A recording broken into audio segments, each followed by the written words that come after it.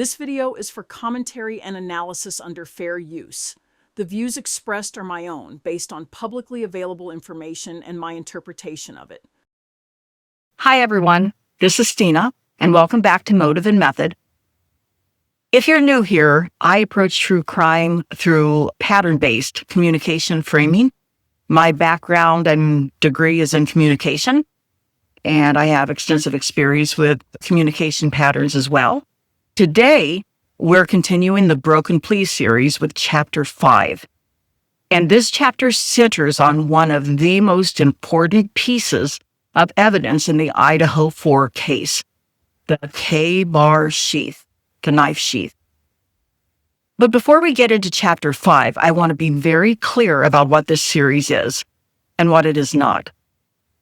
This is not an investigation into whether Bryan Kohberger is guilty, innocent, or whether anyone else was involved. This series is about the framing of the findings as presented by the author. What is emphasized? What is assumed? What is treated as settled by the author? And what do those choices reveal? Because sometimes framing is just framing. And sometimes framing points to deeper layers, including investigative blind spots, evidence questions, suspect logic, or unanswered questions that never made it in front of the jury. And in Chapter 5, the author, Christopher Whitcomb, brings us back to the one object that may carry more weight than anything else in this case. Well, let me correct that. The one object that carries more weight, I think, than anything else in this case, the K-bar knife sheath. Not simply because it existed or because it had Kohberger's DNA on it, but because, according to Dr. Brent Turvey, the sheath itself may not make sense in the place where the public was told it was found. And of all things, the item with a location problem is the item carrying the DNA. Before we go any further, please take a moment to like this video, share it, subscribe to the channel, and be sure to leave a comment. Every interaction helps signal to YouTube that this analysis is worth showing to more people. Channel memberships are also open now, just so you know, if you would like to support Motive and Method more directly and help make detailed, record-based deep dives like this possible, please consider becoming a member. Now, let's get back into Chapter 5. Chapter 5 opens by introducing Brent Turvey in a very deliberate way. The author does not just say, here's an expert. He gives us his background, his experience, his forensic work, his writing, his crime scene analysis, his expert testimony. Leading with Turvey's credentials is important because Turvey's expertise encourages the audience to trust his analysis. By leading with those qualifications, the author establishes Turvey's authority and strengthens his credibility. Because what Turvey says in this chapter is not mild. He is not saying maybe there was a clerical error. He is questioning the centerpiece of the case. And according to Turvey, the thing that pulled him into this case was the sheath. And his reaction, according to this chapter, was blunt. He looked at it and said, essentially, this is wrong. The scabbard, also known as the sheath, is placed wrong. It is too clean, it is upside down, it is underneath the body, it is hanging off the side of the bed. Now, to be clear, that is Turvey's interpretation. That is not something proven in court. But the importance of this chapter is not simply that one expert disagreed with the state's version. It is that the author uses that disagreement to ask a much bigger question. If the sheath is the anchor of the DNA evidence, which it is the linchpin, actually, of the evidence, what happens if the sheath itself has questions attached to it? Because the sheath does not just have to exist. It has to travel cleanly from the bedroom to the courtroom. And that is where Chapter 5 starts to widen. At first, the issue appears to be location. Was the sheath on the floor, as one handwritten inventory indicated, or was it under Maddie Mogan's thigh, on the bed, partially covered by the bedding, as later images and descriptions suggested? That discrepancy matters because this was not a random object. As I said before, it was not a sock or a cup. It was not a piece of furniture. This was the sheath, the item later tied to the DNA evidence. So, if there is one object in that house whose location needed to be documented with absolute clarity, it was this one. Of all things, not the sheath. When you want to have questions about the location, then the chapter adds another question: visibility. If the sheath was where it was later said to be, would first responders have seen it?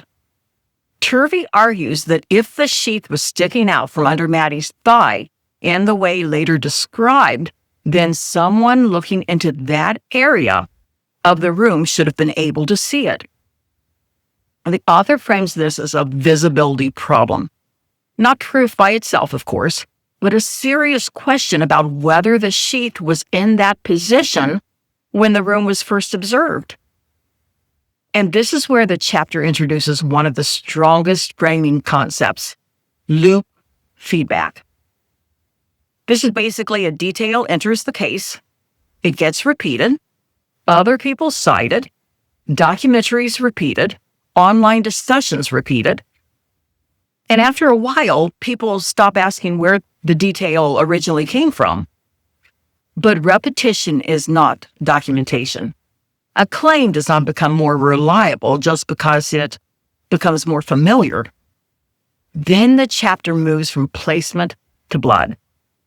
Turvey describes the sheet beneath and around the sheath as having small blood spots, almost like a starry night. That image is powerful because his point is not just that there was blood nearby. His point is that the sheath did not appear to behave like an object sitting in or being moved through wet blood. He argues that there was very little blood on the sheath, no obvious smearing, no clear disturbance of the surrounding blood pattern, and no bloody hand or finger transfer. From that, Turvey interprets the sheath as possibly being placed after the attacks, after nearby blood had dried, and after other activity had already taken place. Again, that is his interpretation. But if you follow the framing of this chapter, this is the moment where the sheath stops being just a piece of evidence in the case. It becomes evidence about the case. Because if the sheath was not naturally left there during the attack, then the next question is obvious. How did it get there? And then Chapter 5 moves into the paperwork. And this paperwork is where the placement problem becomes a chain of custody problem. Turvey walks through the evidence bag and the chain of custody documents. The author counts the names connected to the sheath: Onident, Florio, McKenna, Talbot, Payne, Willerfon, Turrentine. 7 names. Now, 7 names by itself is not automatically suspicious, of course. Evidence can and often does pass through multiple hands before it's presented in court. But the issue is not simply the number of names. The issue is a combination of problems the chapter identifies. There were 2 separate chain of custody forms. A bag dated November 16th, even though the sheath was supposedly collected on November 13th. Names that do not appear consistently across the paperwork, and a later report that appears to describe the collection differently. Then comes one of the strongest details. According to the author, the actual chain of custody form appears to have the names, dates, and transfer information written by one person. That does not prove fabrication, of course, but it does raise the question Turvey is asking. Was this a live record of transfers as they happened, or Was it a summary created later? That distinction matters because chain of custody is not decorative paperwork. It is the identity trail of the evidence. It tells the court this is the same item. It was collected here, handled by these people, transferred on these dates, tested under these conditions, and preserved in a way that allows the court to trust it. And with DNA, this becomes even more important because if testing consumes, alters, or limits the original sample, then the paperwork becomes the evidence of the evidence. That's not a side issue. That is a bridge between the bedroom and the courtroom. Then, Turvey escalates the concern into Brady and Giglio territory. In plain terms, the issue becomes witness credibility. If the officers or witnesses connected to the collection or handling of the sheath became vulnerable to impeachment, then the state would not just have a problem with an object. It could have a problem with the people needed to carry that object into evidence. And the author is very careful here. He does not say anyone was charged or that wrongdoing was proven. But he does present Turvey's argument that if the chain of custody concerns were valid, the sheath and the DNA connected to it may have become vulnerable in court. This is where the chapter starts to feel less like a forensic disagreement and more like a legal pressure point, in my opinion. Because Turvey says this issue was discovered late. Actually, very late. It was discovered in the final stretch before trial. And according to him, once they saw this problem with the sheath, they realized they would need to examine the chain of custody on every major piece of evidence. The defense realized this, according to Turvey. But there was not enough time. Then, less than a week after Turvey says this issue was discovered, Bryan Kohberger changed his plea. That is a broken plea question. If the most important evidence in the case had serious questions attached to it, why did the case end before those questions were litigated?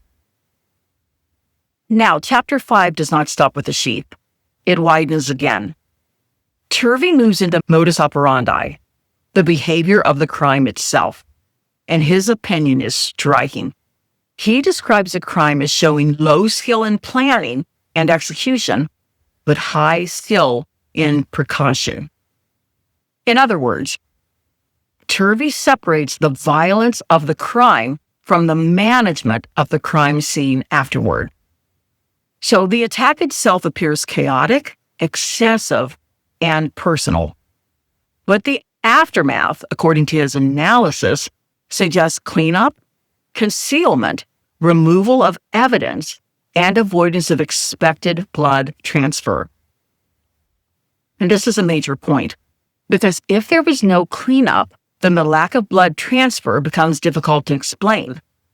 But if there was cleanup, then the timeline becomes difficult to explain.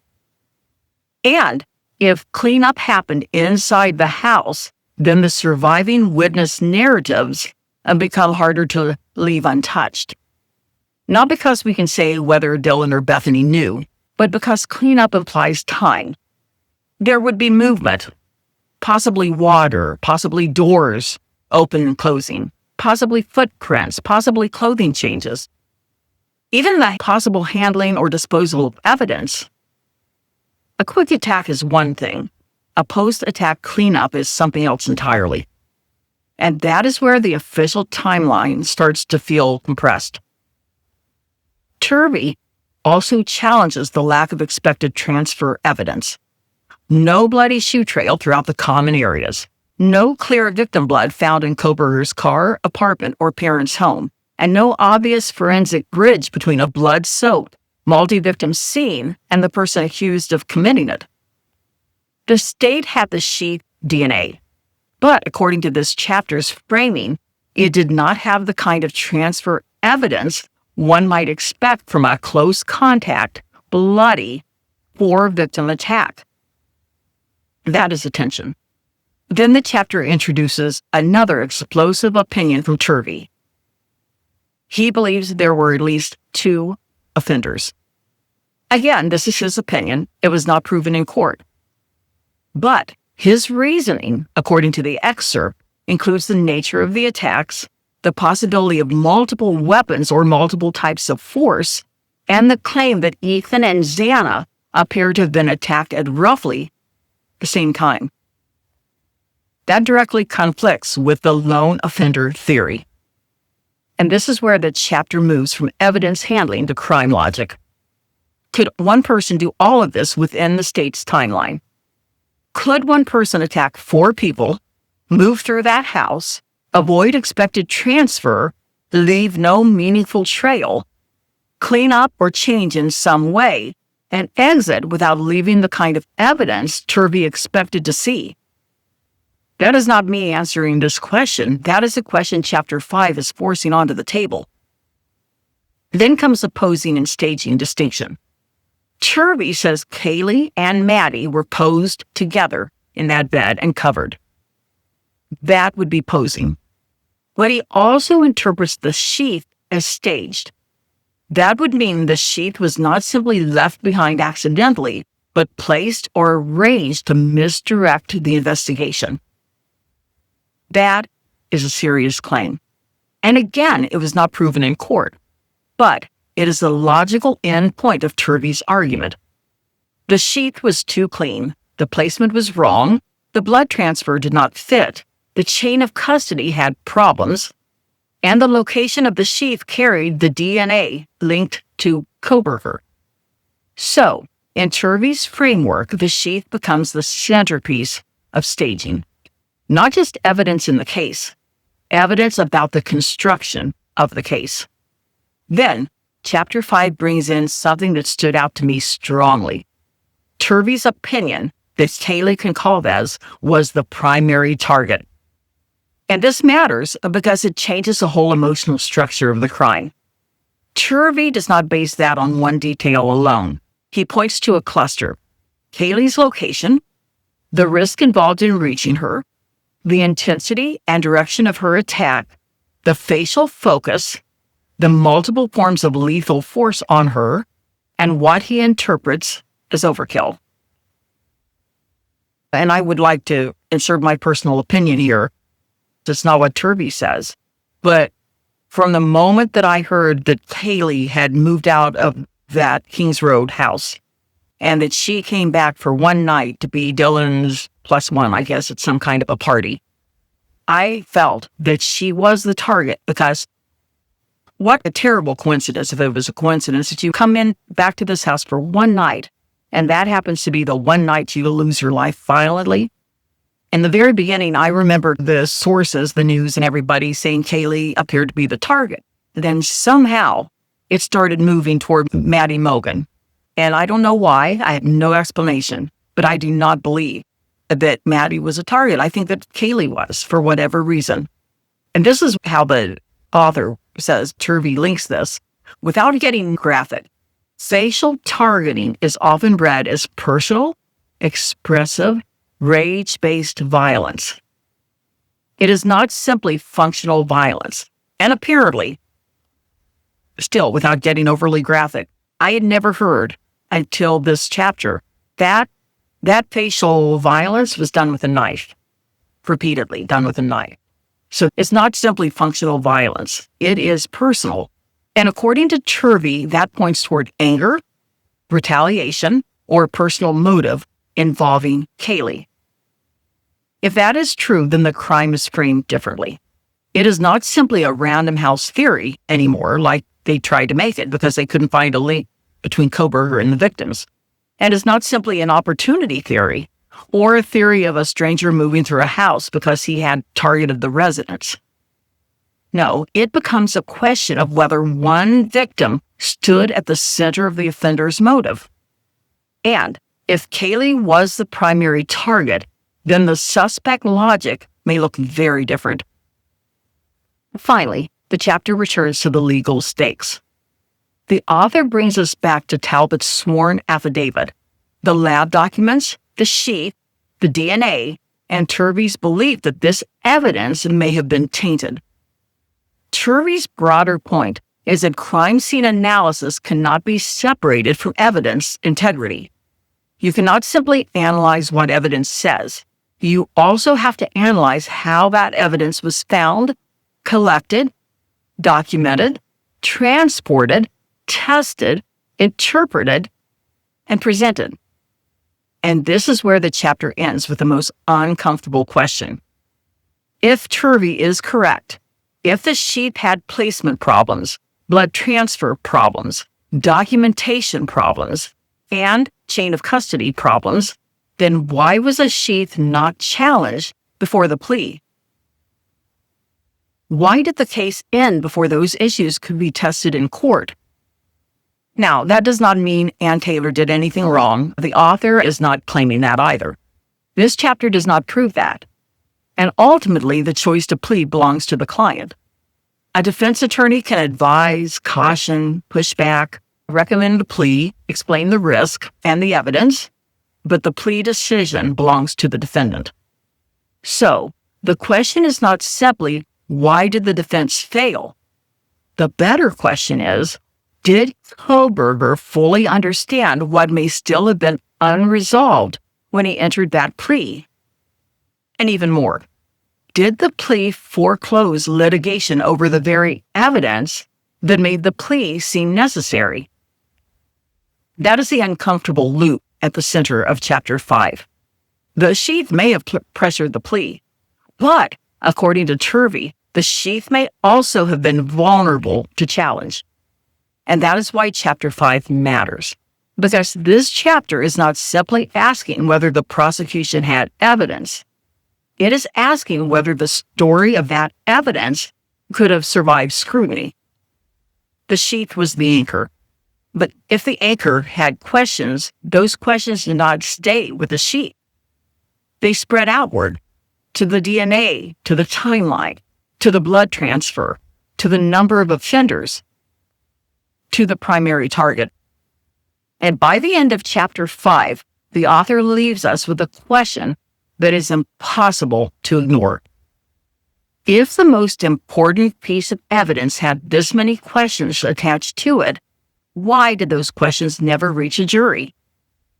And that is where Chapter 5 leaves us, not with a neat answer or a clean resolution, but with serious questions about evidence that was never fully tested in court. Now, I want to know what you guys think. Do you find Turvey's concerns about the Sheath, the chain of custody, and the crime scene logistics persuasive? And do you think the plea happened before those issues could be fully examined? Or do you think the evidence against Kohberger was strong enough that these questions would not have changed the outcome?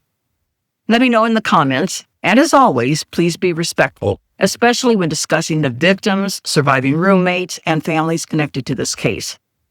If you found this breakdown helpful, please hit the like button, share the video, and subscribe to Motive and Method for more analysis in the Broken Plea series. Thank you so much for watching, and I'll see you guys in the next one.